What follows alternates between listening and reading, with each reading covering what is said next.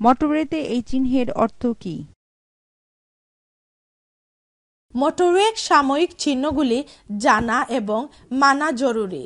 সেগুলি এই কারণেই দেয়া আছে, মোটরওয়েতে ট্রাফিকের গতির কারণে আপনি হয়তো সামনের বিপদ সরাসরি দেখতে নাও পারেন, সেজন্য এই চিহ্নগুলি অনেক আগে থেকে সাবধান করে দেয়। হার্ড শোল্ডারে চলে যাও, শুধুমাত্র বাম দিকে ওভারটেক করো, পরবর্তী এক্সিট দিয়ে মোটরওয়ে ত্যাগ করো, বাম দিকের লেনে চলে যাও। একটি উত্তর।